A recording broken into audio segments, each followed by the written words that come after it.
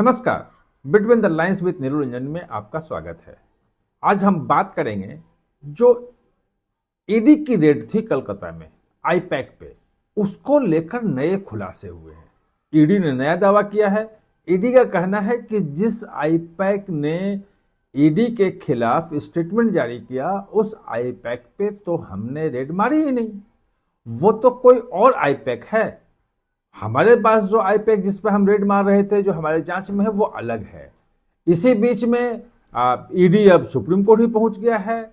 ममता बनर्जी भी supreme court पहुंच रही है। ईडी कभी भी सुप्रीम कोर्ट में वो दाखिल कर सकती है एसएलपी या हलफनामा कि भाई सीबीआई जांच करवाई जाए। ये तमाम चीजें हैं। ये क्या पूरा मामला है, इसको हम आज समझने की कोशिश करेंगे, लेकिन उसके पहले आपसे अनुरोध है कि आप हमारा चैनल को सब्सक्राइब कर लीजिएगा, बेल आइकन बटन दबा दीजिएगा और कमेंट जरूर कीजिएगा, क्योंकि आपके कमेंट से नई जानकारी मिलती है, नए पर्सपेक्टिव मिलते हैं, वो महत्वपूर्ण होता है।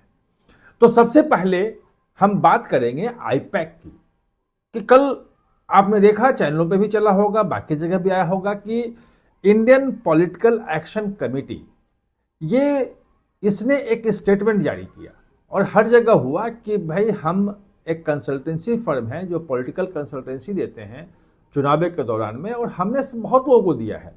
कांग्रेस को भी दिया है, आम आदमी पार्टी को भी दिया है, तृणमूल कांग्रेस को भी दिया है। उसने कहा कि नीतीश कुमार की जो पार्टी है जेडीयू, उसको भी दिया था और दिया था 2015 में।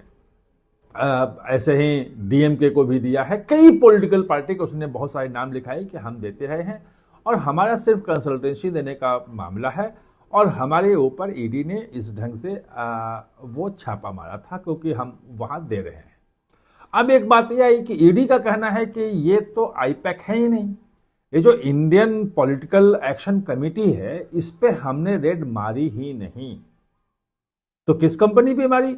ईडी ने दिया है डिटेल कि हमने Indian pack consulting private limited, Indian pack consulting private limited नाम की एक कंपनी है, 2015 में स्थापित हुई थी, और इसी कंपनी पे हमने रेड मारी है।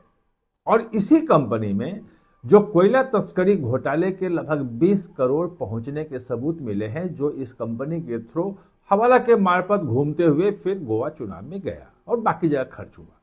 इस बात के सबूत मिले हैं, इस बात के गवाहों के बयान हैं, और उसके आधार पे इस कंपनी पे रेड मारी गई, जिसमें ममता बनर्जी पहुंच गई। और अब फिर वो हो गया कि उसने ममता बनर्जी फाइलें लेकर चली गई हैं, बहुत सारी जो महत्वपूर्ण फाइलें थी केस से जुड़ी हुई, और उसके खिलाफ अब ईडी सुप्रीम कोर्ट जाने की तैयारी में है।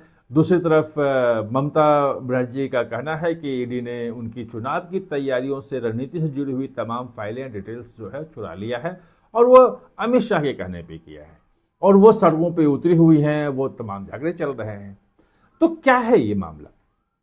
जो इंडियन पॉलिटिकल एक्शन कमेटी जिसने कल स्टेटमेंट जारी किया, वो अलग कंपनी है या Indian pack consulting private limited की ही कंपनी है? और प्रशांत किशोर का क्या संबंध था, यह भी महत्वपूर्ण है, क्योंकि यह भी बात उठी कि अगर आप यहां छापा मार रहे हो और 2020-2021 में अगर वो घोटाला हुआ था, तो उस वक्त तो प्रशांत किशोर कंसल्टेंसी दे रहे थे, तो उस वक्त उनके ऊपर मारना चाहिए। ये बात भी उठी है, और तृणमूल के लोगों ने, कुछ लोगों ने कहा है, ये भी सुना मैंने। तो मैंने इस पे थोड़ी जांच पड़ताल की, तो ये पता चला कि 2015 में जो कंपनी बनी थी, वो कंपनी यही थी, Indian pack consulting private limited. Indian pack consulting private limited ही कंपनी है। इसके 12 राज्यों में जीएसटी लिया हुआ, जीएसटी नंबर लिया हुआ 12 राज्यों में। और ये बनाने वाले प्रतीक जैन, जो जिनका नाम आया था, जिनके घर पे छापे पड़े, जिनके घर पे ममता बनर्जी पहुंची, अब वो, और साथ में दो हैं, एक ऋषिराज सिंह है और एक विनेश कुमार चंदेल है। ये तीनों संस्थापक सदस्य हैं, वो यही हैं। ये नाम आईपैक का हमेशा जुड़ा रहा है प्रशांत किशोर से। जब आप कहीं भी सर्च करेंगे संस्थापक कौन, तो प्रशांत किशोर आता है। लेकिन वो संस्थापक तो हैं, लेकिन कंपनी में उनका नाम कहीं नहीं है।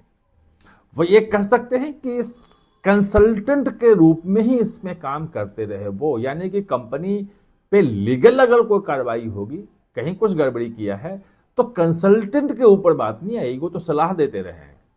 एक मेंटोर के रूप में उन्होंने इस कंपनी में भूमिका निभाई है। और जैसे ही 2021 के चुनाव के बाद जो पश्चिम बंगाल का चुनाव में ममता बनर्जी की जीत हुई, और पहले ही घोषणा कर रखा था उन्होंने कि इस चुनाव में के बाद मैं अब पॉलिटिकल कंसल्टेंसी नहीं दूंगा, तो कंपनी से अलग हो गया। अलग होने के लिए कुछ करना नहीं पड़ा, कोई इस्तीफा नहीं, कहीं कुछ नहीं, कोई कंपनी में ऑन रिकॉर्ड कहीं कुछ था ही नहीं। वो कंपनी चला रहे थे, सब कुछ नहीं था, लेकिन रिकॉर्ड में इन तीनों के नाम पे था।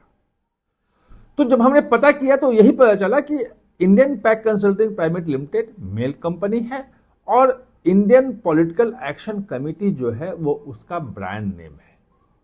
अब जो जारी हुआ है, जो बयान जारी हुआ है, वो ब्रांड नेम पे हुआ। आईपैक के जो ब्रांड नेम है इंडियन पॉलिटिकल एक्शन कमेटी, उसने किया है। और ईडी के लोगों ने तत्काल कहा कि भाई ये तो कौन सा आ गया, ये तो हमने किया ही नहीं था, हमने तो Indian political consulting private limited पे किया था।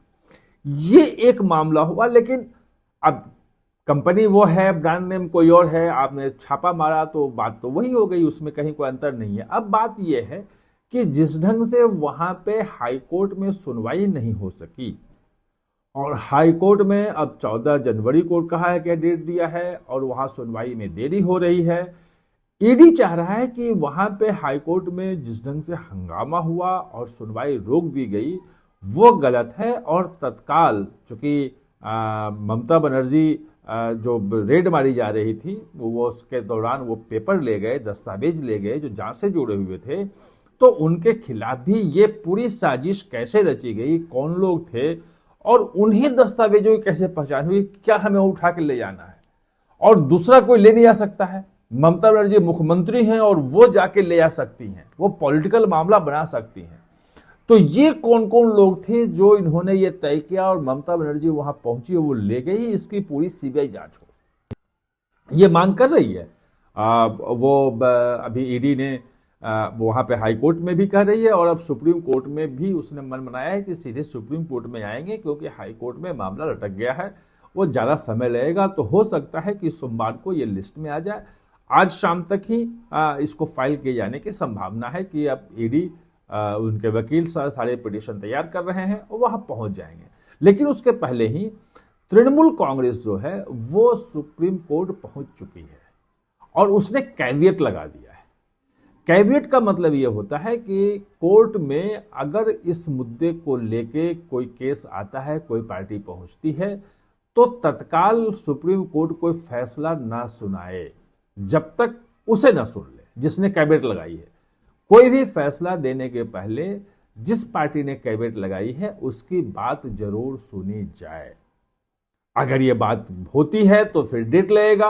अब 12 को तो खुलना ही है, 12 के बाद अगर कोई डेट लगती है तो फिर वो 13-14 बजे, यानी कि साफ, जो पहले भी मैंने आपको बताया था कि ममता बनर्जी और तृणमूल कांग्रेस की पूरी कोशिश ये है कि लड़ाई अब सड़कों पे हो, स्ट्रीट फाइट हो, सड़कों पे शक्ति प्रदर्शन हो। और आज एक तृणमूल कांग्रेस के नेता ने कह दिया है, वैसे छोटे नेता हैं लेकिन एमएलए के मौजूदगी में कहा है कि भाई बीजेपी वालों को मारो, सड़क पे नहीं दिखना चाहिए, बीजेपी का झंडा नहीं दिखना चाहिए, पूरे बंगाल से बाहर करो। यानी कि स्ट्रीट फाइट करके इलेक्शन जीतना और मतलब सड़कों पे शक्ति प्रदर्शन करना करके, और बीजेपी के लिए जो स्पेस है प्रचार का, घूमने फिरने, लोगों के कंसल्ट करने का, जनसंपर्क करने का, उससे किसी तरह से कर्टेल कर दो, ये पूरी रणनीति है। और अगर सुप्रीम कोर्ट में सुनवाई तत्काल हो गई, कोई फैसला आ गया, सीबीआई जांच हुई, तो फिर वो चीजें रुक जाएंगी।